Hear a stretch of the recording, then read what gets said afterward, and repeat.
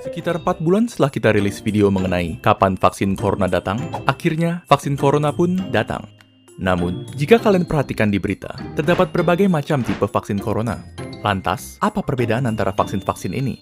Apakah ada yang lebih manjur dari yang lain? Atau apakah semuanya sama saja?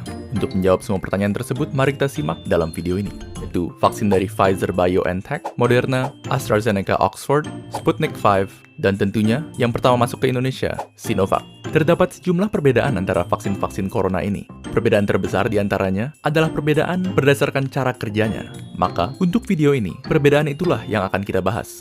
Namun, sebelum membahas perbedaan cara kerja vaksin, ada baiknya kita memahami terlebih dahulu bagaimana sebenarnya tubuh manusia melawan virus dan menciptakan kekebalan. Ketika virus atau apapun yang bersifat asing memasuki tubuh manusia, sistem imun kita akan menyerangnya. Namun, proses sistem imun menghabisi virus memerlukan waktu yang lama. Karena, untuk mengalahkan infeksi, sistem imun kita harus mencari tahu cara untuk melawannya terlebih dahulu. Sementara proses ini berlanjut, virus akan terus menyebar dan berlipat ganda, dan tubuh yang terinfeksi akan jatuh sakit. Akhirnya, setelah sistem imun tubuh berhasil menghabisi virus, dia akan terus mengingat cara untuk melawannya. Sehingga, jika virus yang sama datang lagi, tubuh kita sudah siap menghadapinya. Jadi pada dasarnya, bisa dikatakan bahwa cara kerja semua vaksin itu relatif sama, yaitu untuk memberi sistem imun kita strategi perlawanan virus tanpa harus melawan virusnya secara langsung. Meskipun demikian, cara menyampaikan strategi perlawanan tersebut berbeda-beda untuk tiap vaksin. Kita mulai dengan Sinovac, vaksin COVID-19 buatan Cina yang menggunakan metode inactivated virus atau virus yang dinonaktifkan.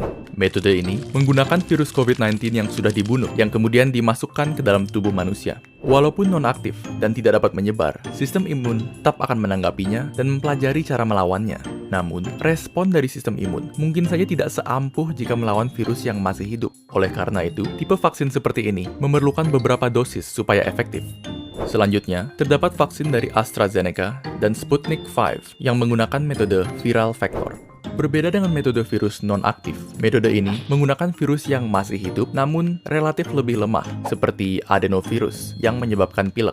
Virus lemah tersebut kemudian digunakan sebagai tumpangan bagi materi genetik COVID-19 yang akan digunakan oleh sistem imun untuk menciptakan kekebalan tanpa harus mengekspos tubuh terhadap bahaya dari virus corona yang asli.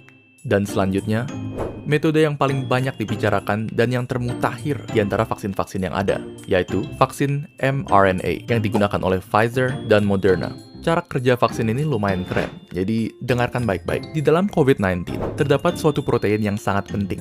Protein ini digunakan oleh COVID untuk memasuki sel tubuh manusia dan membuatnya lebih mudah menular. Anggap saja ini sebagai senjata yang membuat COVID terlalu overpowered. Nah, logikanya adalah, jika kita dapat membuat tubuh kebal terhadap protein ini, maka tubuh akan kebal terhadap COVID-19 secara keseluruhan. Yang dilakukan oleh peneliti vaksin adalah mengambil bagian dari DNA COVID yang mengandung blueprint untuk protein ini, dan kemudian merubah blueprint tersebut menjadi instruksi bagi sel tubuh untuk membuat proteinnya. Instruksi ini dikenal sebagai mRNA, dan mRNA inilah vaksinnya. Lalu, mengapa kita ingin sel tubuh membuat protein ini? Bukannya itu berbahaya? Tidak sama sekali.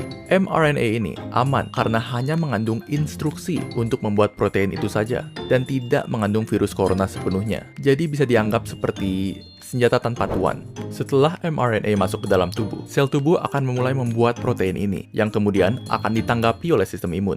Setelah sistem imun berhasil menghancurkan protein ini, dia akan tetap ingat cara melawannya, sehingga membuat dirimu kebal terhadap COVID-19. Pada akhirnya, video ini bukan bertujuan untuk membujuk Anda memilih salah satu vaksin. Karena bagi kebanyakan orang, vaksin mana yang kita dapatkan sudah di luar kendali kita. Yang perlu kalian ketahui adalah vaksin yang kini disiapkan untuk penggunaan massal telah melalui tahapan pengujian intensif untuk menjaga keamanan dan keefektifannya.